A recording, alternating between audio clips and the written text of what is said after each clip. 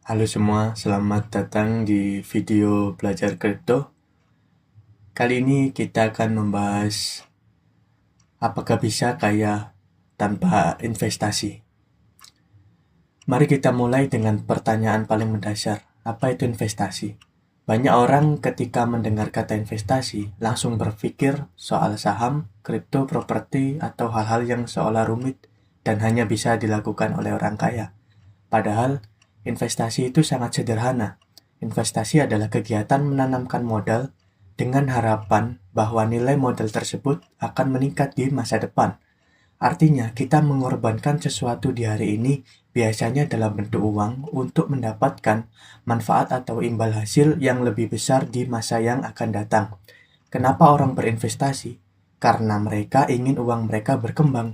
Mereka sadar bahwa menyimpan uang saja, misalnya di celengan atau bahkan di tabungan bank biasa, tidak membuat nilai uang itu bertambah, malah justru sebaliknya, bisa berkurang nilainya. Jadi ingat definisi paling dasar, investasi adalah membuat uang bekerja untuk kita, bukan kita terus yang bekerja untuk uang. Sekarang kita bahas pertanyaan selanjutnya. Kenapa uang harus berkembang? Kenapa nggak disimpan saja di bawah bantal atau ditabung aja tanpa diotak-atik?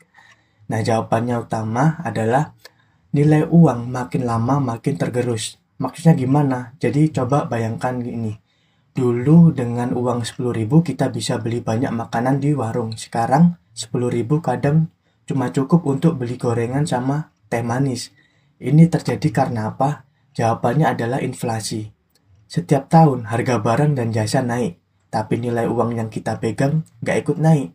Jadi meskipun nominalnya tetap misalnya 100.000, tapi daya belinya menurun. Ini artinya kita sebenarnya secara perlahan sedang kehilangan kekayaan, bahkan tanpa kita sadari.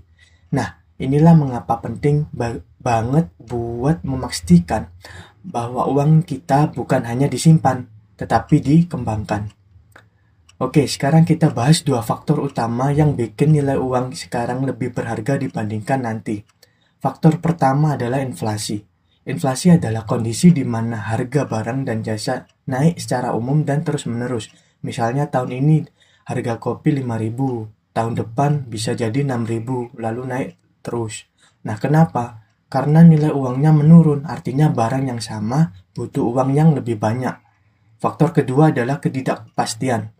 Ini tentang realita bahwa kita hidup di dunia yang serba tidak pasti. Keadaan ekonomi bisa berubah, pekerjaan bisa hilang, bisnis bisa jatuh, bahkan bencana bisa datang sewaktu-waktu.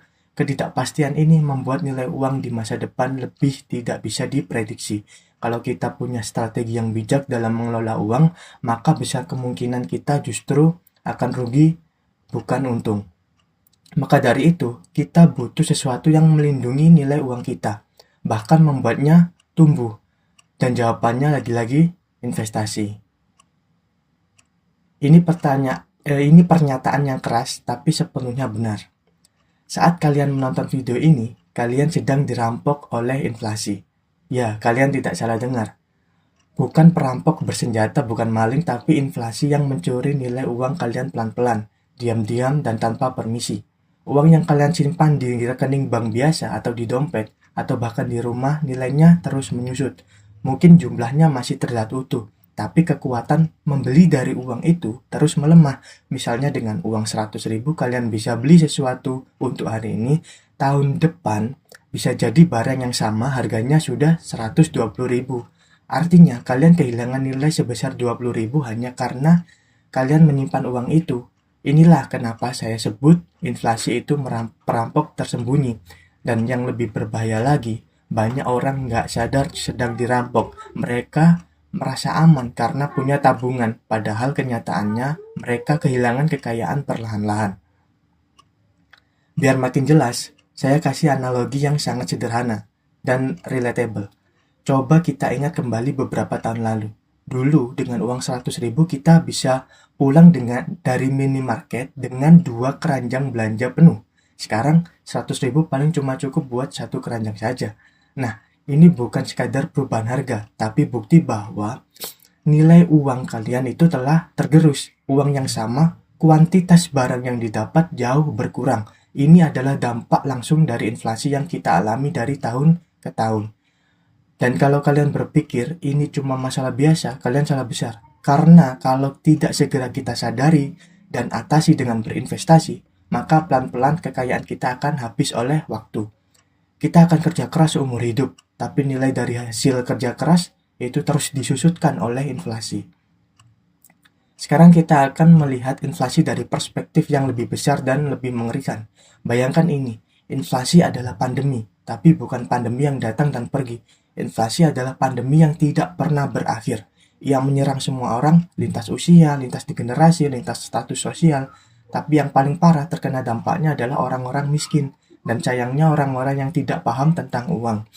Inilah yang disebut dengan kemiskinan terstruktur. Ketika kita tidak tahu bagaimana cara melawan inflasi, maka kita terus jatuh ke dalam jurang yang sama dari generasi ke generasi. Bayangkan, ini seperti kisah superhero, setiap ada penjahat super, maka di saat yang sama harus ada pahlawan super. Inflasi adalah penjahatnya, maka pertanyaannya siapa pahlawannya? Akan kita temukan di slide selanjutnya. Nah, kita hidup dalam kisah fiksi superhero, maka kita ini hanyalah masyarakat biasa, warga kota, yang mencoba bertahan dari kehancuran yang terus datang. Tapi dalam dunia nyata, kita nggak bisa hanya pasrah. Kita harus jadi bagian dari tim superhero itu. Nah, bagaimana cara menjadi superhero dalam kisah inflasi ini? Dengan cara berinvestasi dan membeli aset. Ketika kalian berinvestasi, kalian tidak lagi menjadi korban. Kalian sedang melawan, kalian membentengi kekayaan kalian. Kalian sedang mengubah posisi dari warga yang pasrah menjadi pahlawan untuk diri sendiri dan keluarga kalian. Dan ingat, investasi bukan hanya soal mencari untung. Ini tentang bertahan hidup. Ini tentang melindungi kekayaan dari perampokan sistematis bernama inflasi. Jadi mulai sekarang, lihatlah investasi sebagai perisai yang menyelamatkan masa depan. Banyak masyarakat punya anggapan yang keliru soal aset. Ketika mereka dengar kata aset, yang langsung muncul di kepala mereka adalah rumah mewah, mobil sport, jam tangan mahal, atau apapun yang kelihatan glamor dan mengkilap. Tapi kenyataannya tidak semua yang mewah adalah aset. Bahkan tidak semua yang berkilau itu emas. Justru banyak hal yang terlihat mewah itu malah masuk ke kategori liabilitas alias beban. Mobil mahal yang terus menurun nilainya, rumah besar yang tidak disewakan, atau barang mewah yang tidak menghasilkan apapun, itu bukan aset. Jadi kita harus ubah mindset. Aset bukan soal penampilan. Aset adalah sesuatu yang bekerja untuk kita, diam-diam menaikkan nilai dan menambah kekayaan kita dari waktu ke waktu. Jangan tertipu oleh kilau semu, fokus pada substansi dan pertumbuhan nilai. Kalau begitu mari kita perjelas apa sih definisi sesungguhnya dari aset. Aset adalah segala sesuatu yang nilainya terus meningkat seiring berjalannya waktu. Aset adalah hal yang memberikan kita capital growth, bukan capital loss. Misalnya, properti yang terus naik nilainya, saham perusahaan yang berkembang pesat, Bitcoin yang harganya makin kuat seiring adopsi global, kemudian usaha produktif yang menghasilkan profit tiap bulan. Semua itu adalah aset karena mereka membuat kita semakin kaya, bukan sekadar menjaga nilai uang, tapi juga menggandakannya secara bertahap.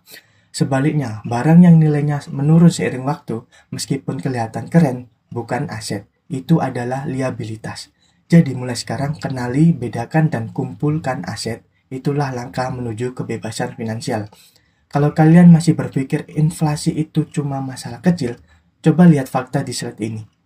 Negara-negara seperti Venezuela mengalami inflasi 400%, Zimbabwe 172%, Argentina 113%, Sudan dan Turki 71% dan 47%. Bayangkan jika itu terjadi di negara kita. Dalam waktu singkat, harga barang bisa naik 3-4 kali lipat. Uang yang kalian simpan di tabungan tiba-tiba tidak ada nilainya. Bahkan di negara maju pun, inflasi tetap menjadi ancaman nyata. Itulah sebabnya menyimpan uang tanpa investasi sama dengan bunuh diri finansial secara perlahan.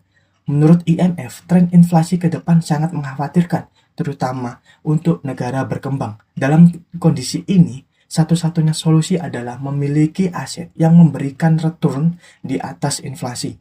Jadi sekarang kalian tahu, melawan inflasi bukan pilihan, tapi kewajiban. Dan senjatanya adalah berinvestasi. Sekarang mari kita bawa imajinasi kalian ke dalam skenario nyata. Misalnya hari ini kalian bangun pagi, rutinitas seperti biasa dan sebelum kerja kalian mampir ke warung kopi. Tapi hari ini berbeda. Ketika kalian bertanya, "Bang, kopi hitam satu ya?" Nah, si abang warung menjawab, 12.000 dik. Kaget, padahal kemarin cuma 3.000 rupiah. Kalian refleks menjawab, "Loh, bang kok yang bener?" Nah, si abang hanya menjawab, "Harga bahan naik semua dek. Ini bukan salah saya, ini inflasi." Nah, inilah yang terjadi di Venezuela. Inflasi 400% bukan sekadar angka, ia adalah mimpi buruk. Nilai mata uang hancur, hidup jadi tak terjangkau. Dan jangan berpikir hal seperti ini nggak mungkin terjadi di Indonesia. Dengan sistem global yang saling terhubung dan kebijakan moneter yang bisa goyah, nggak ada negara yang benar-benar aman dari krisis. Justru negara berkembang adalah yang paling rentan. Jadi bayangkan harga kopi naik 4 kali lipat hanya dalam waktu singkat, gaji kalian tetap, tapi harga-harga terbang. Itulah kekuatan destruktif inflasi. Jangan anggap remeh. Sekarang mari kita buka mata lebih lebar lagi. Dalam sekejap nilai uang fiat mata uang yang kalian simpan di bank bisa tergerus lebih dari setengah. Dan kalian mungkin berpikir, saya kan nabung, pasti aman. Tapi kenyataannya, kalian para penabung adalah korban pertama. Saat inflasi menggila, uang tabunganmu yang kamu kira aman justru kehilangan daya beli secara brutal. Nilainya jatuh, kekayaanmu hilang, semua itu terjadi tanpa kamu sadari. Karena kamu tidak pernah melihatnya sebagai ancaman. Bahkan kamu tidak butuh waktu sebulan. Dalam sekejap mata, kekayaan yang kamu kumpulkan bertahun-tahun bisa hilang separuhnya. Ini mengapa menyimpan uang saja bukan strategi, itu perangkap. Tanpa investasi, kamu akan kalah dari inflasi. Perlahan tapi pasti. Dengan semua penjelasan ini, fakta yang ada dan kejadian nyata di dunia, maka hanya ada satu kesimpulan yang logis. Satu-satunya kendaraan untuk mencapai kekayaan adalah investasi, tapi bukan sembarang investasi, bukan yang katanya cuan, bukan yang ikut-ikutan, tapi investasi pada aset yang nilainya naik seiring waktu, aset yang menyediakan pertumbuhan nilai capital growth, kemudian mengalahkan inflasi, memberikan penghasilan pasif atau passive income, memberi kalian kendali atas masa depan. Jika kamu ingin aman, ingin berkembang, ingin mencapai kebebasan finansial, maka mulailah beli aset, mulailah berinvestasi hari ini juga. Jangan tunggu kaya baru investasi. Justru kamu akan kaya karena kamu mulai investasi. Itulah perbedaannya. Dan terakhir, mari kita jawab pertanyaan paling naif dari semuanya ya. Apakah mungkin saya bisa kaya tanpa investasi? Sama seperti peluang kamu berkencan dengan Taylor Swift, yaitu 0%. Ya, kamu nggak salah dengar. Zero. Karena tanpa investasi, kamu hanya bergantung pada tenaga. Tenaga itu terbatas, waktu itu terbatas, dan tenaga akan habis dimakan usia. Tapi aset bekerja untukmu, siang dan malam, bahkan saat kamu tidur. Itulah mengapa semua orang yang kalian anggap sukses, kaya, dan bebas, selalu punya satu kesamaan. Mereka berinvestasi. Jadi berhenti bermimpi tanpa bertindak. Mulailah investasi, mulailah beli aset. Itu satu-satunya cara karena sekali lagi, tidak mungkin kaya tanpa investasi. Mustahil 0%. Kalau kalian merasa video ini membuka mata kalian tentang realita keuangan, jangan lupa tekan like, share ke teman-teman kalian yang belum paham pentingnya investasi. Dan subscribe untuk konten edukatif berikutnya. Ingat, kamu tidak miskin karena gajimu kecil, kamu miskin karena kamu tidak berinvestasi. Terima kasih. Sampai jumpa di video berikutnya.